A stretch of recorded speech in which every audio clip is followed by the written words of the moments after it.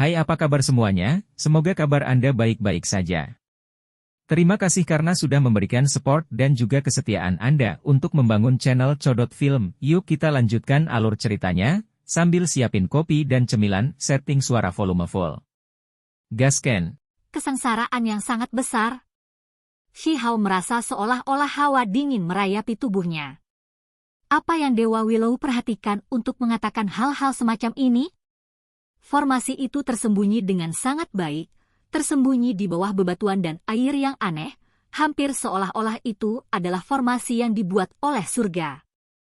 Jika bukan karena kesan pertama yang kuat yang dia dapatkan dan fakta bahwa dia sudah tahu ini adalah formasi kuno, akan sulit baginya untuk mendeteksi keberadaannya bahkan jika dia mencari dengan hati-hati. Mari kita lihat bagaimana semuanya berjalan. Dewa Willow berkata pada dirinya sendiri.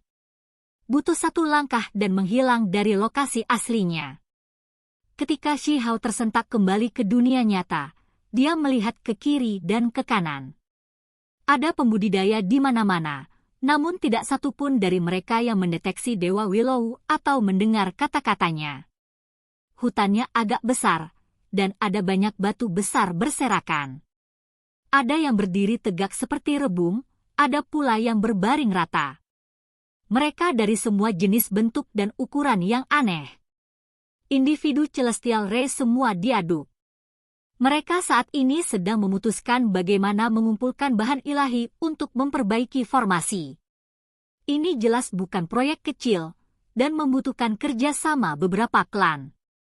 Mereka membutuhkan banyak bahan ilahi.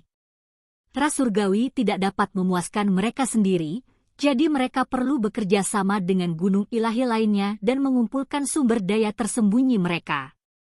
Bagaimanapun, ini adalah formasi kuno yang bisa melintasi alam, jadi persyaratannya secara alami luar biasa. Itu akan menjadi sangat sulit, tetapi mereka akhirnya melihat harapan. Jika ras surgawi bekerja sama dengan pegunungan surgawi yang agung, kelompok kita pasti tidak akan dipandang baik. Pada saat itu, apakah mereka akan mengizinkan klan kita untuk datang? Gagak api menjadi khawatir. Singa berkepala 9 mengerutkan kening. Ada perasaan bahwa tempat ini akan menjadi kacau. Bepergian ke dunia misterius yang berbeda nanti mungkin tidak semudah kelihatannya. Anda harus memahami bahwa semua formasi memiliki harapan hidup. Setelah mengangkut satu melintasi alam, pengeluarannya akan sangat besar. Selain itu, dengan begitu banyak orang yang harus dipindahkan, pasti tidak akan cukup untuk berkeliling. Setelah berbagai ras berkumpul, mereka yang tidak memiliki ahli tertinggi yang mengawasi mereka pasti akan dipandang rendah. Lupakan saja, kami akan mundur. Singa berkepala 9 itu agak tegas. Setelah menimbang pro dan kontra, dia mengucapkan kata-kata ini. Ini mungkin keputusan terbaik. Benar, bagaimanapun, klan kita tidak memiliki ahli tertinggi, jadi ketika bencana besar turun, itu tidak akan membunuh kita. Pelangi Luan mengangguk setelah menyadari bahwa mungkin ada masalah di pegunungan ilahi surgawi. Hidup adalah hal yang paling penting. Karena bencana besar tidak akan mempengaruhi mereka yang lebih lemah dari para ahli tertinggi, tidak perlu melarikan diri. Meskipun memasuki dunia yang berbeda adalah sesuatu yang ingin mereka lihat, kesenangan terbesar dalam hidup hanya dapat dinikmati jika seseorang masih hidup. Keadaan saat ini jelas tidak menguntungkan. Ketika Shihao mendengar kata-kata ini, dia juga mengerutkan kening. Dewa Willow telah menyatakan bahwa itu tidak akan pergi ketika dia menanyakannya sebelumnya, jadi apakah ada kebutuhan baginya untuk meninggalkan dirinya sendiri? Dia belum menemukan orang tuanya, dan dia juga belum bertemu kakeknya, Dewa Iblis yang agung. Yang paling bermasalah adalah Huoling Er. Dengan seberapa kuat ayahnya sang kaisar, dia secara alami masuk dalam daftar kesengsaraan. Dia kemudian berbalik untuk melihat Shihao. Shihao berkata, mari kita tunggu, masih ada waktu, jadi kita tidak perlu membuat keputusan terburu-buru. Ini mungkin kesengsaraan yang tidak biasa, dan itu mungkin memberi kita semacam pertanda. Botak kedua bertindak sombong di kejauhan seolah-olah dia adalah orang yang paling penting di sini. Setelah berubah menjadi bentuk manusia, penampilannya tidak buruk sama sekali. Beberapa kepahlawanan masa mudanya bisa dilihat. Shi Hao dan yang lainnya memutuskan untuk tinggal di sini selama beberapa waktu untuk menunggu hasilnya. Mereka ingin melihat apakah berbagai klan dapat mengumpulkan materi. Gunung itu sangat besar. Kelompok Shi Hao digiring ke aula istana dengan kabut yang melingkar di sekelilingnya. Pohon-pohon hijau yang indah terhampar dan air terjun mengalir turun, menciptakan pemandangan yang sangat elegan. Mengapa istana ini memberikan perasaan yang tidak biasa? Gagak api tercengang, karena itu adalah ubin dan batu bata biasa, namun mereka memberikan perasaan yang agak tenang dan ilahi. Seorang dewa secara pribadi membangunnya, jadi itu bukanlah barang biasa, kata seorang pelayan. Setiap kamar memberikan jenis perasaan yang tak terlukiskan, yang memancarkan kesombongan, serta memberikan perasaan yang mempesona. Bukankah itu hanya tempat bagi seseorang untuk tinggal? Shi Hao tertawa dan berkata, tidak terlalu memikirkannya. Burung spiritual terbang di atas istana. Bunga-bunga bertebaran di puncak gunung. Jika seseorang melihat ke kejauhan, seseorang akan melihat matahari terbenam di balik kabut yang mengalir. Seolah-olah mereka berada di alam dewa. Siapakah orang-orang ini? Mengapa tempat ini diatur untuk mereka? Para pelayan berdiskusi dengan suara rendah. Mereka bukan pembudidaya dari gunung ilahi lainnya dan hanya orang biasa. Saya ingat bahwa tamu terhormat Ras telah tinggal di sini sebelumnya, dan saat itulah seorang menantu dipilih. Orang macam apa ini? Hanya dalam 1 hari, masalah datang mengetuk pintu mereka. Selain itu, ini bukan ketidaknyamanan kecil. Orang-orang Raspeng yang hebat tiba sebagai sebuah kelompok, dipimpin oleh seorang tetua berambut emas. Matanya seperti matahari kecil, dan ketika dia membuka dan menutupnya, sinar cahaya keemasan akan dilepaskan. Bagian yang paling menakutkan adalah ada semacam aura di sekelilingnya. Setiap tindakan yang dia lakukan mengingatkan salah satu dewa kuno. Cahaya keemasan dan cahaya warna-warni yang menguntungkan melonjak di sekitar tubuhnya. Saya mendengar bahwa seseorang telah tinggal di paviliun surgawi. Betapa besar kehormatan yang mereka terima. Bisakah Anda mengizinkan kami untuk melihat keberadaan suci seperti apa yang diberikan hak istimewa ini? Seorang anak muda di sebelah yang lebih tua berbicara. Ketika Shi Hao dan yang lainnya muncul dan melihat orang-orang ini, mereka semua terkejut. Ini semua adalah ahli dari Peng Race, di mana mereka biasanya melihat Pengs bersayap emas yang hebat. Sebagian besar dari ini adalah Pengs emas berdarah campuran, tetapi ada juga beberapa Pengs sayap emas berdarah murni. Cahaya keemasan mengalir di seluruh tubuh mereka seperti nyala api.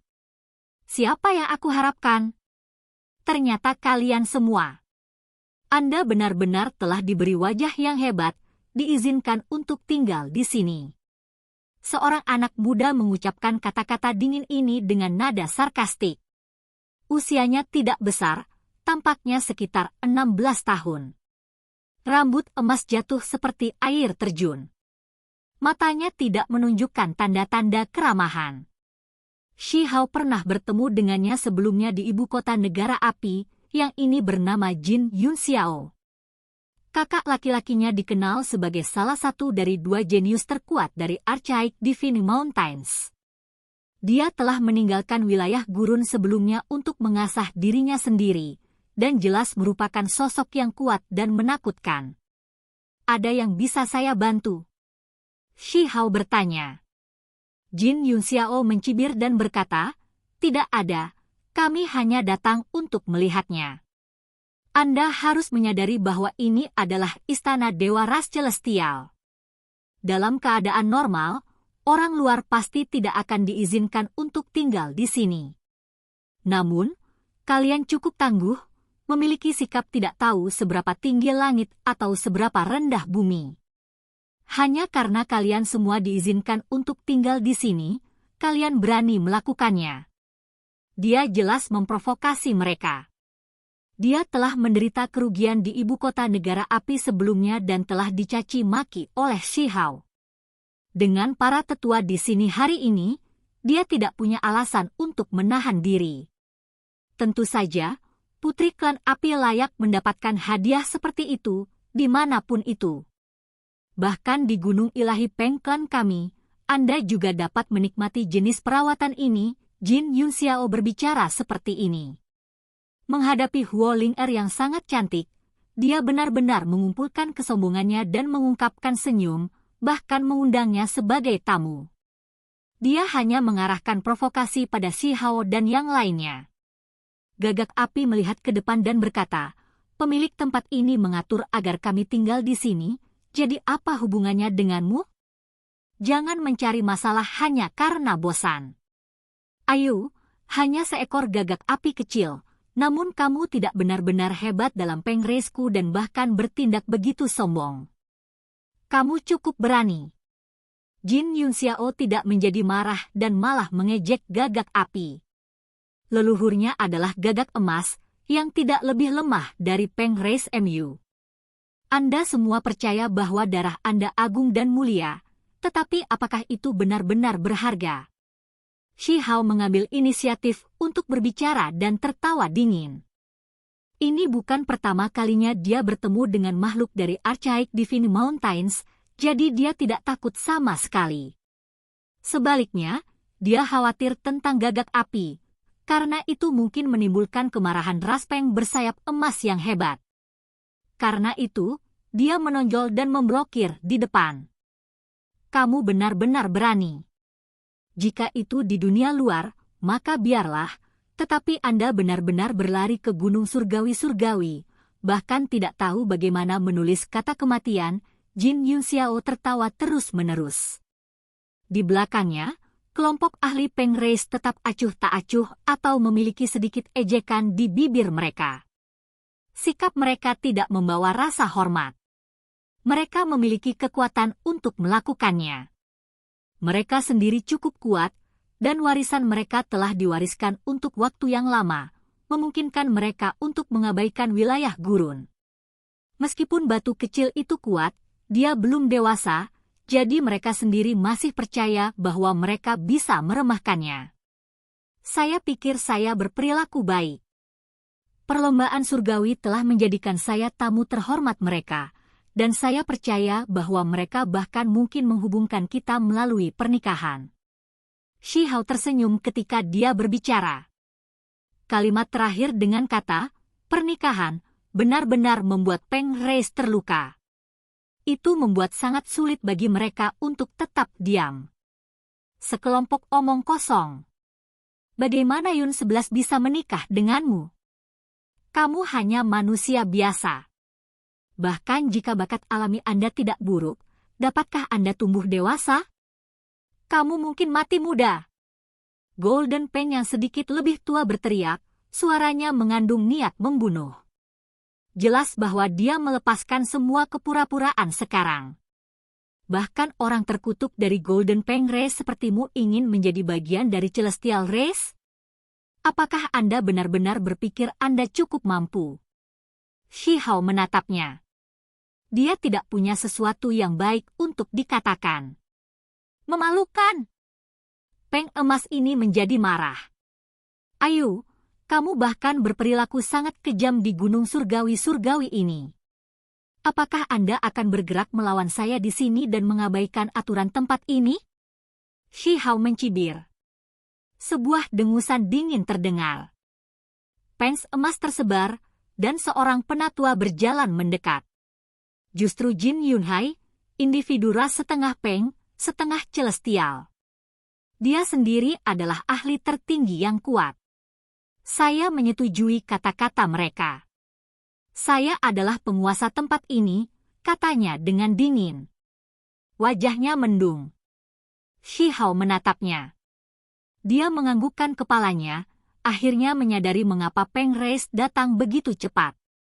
Pasti Jin Yunhai yang menimbulkan masalah dan dengan cepat mengundang mereka ke sini.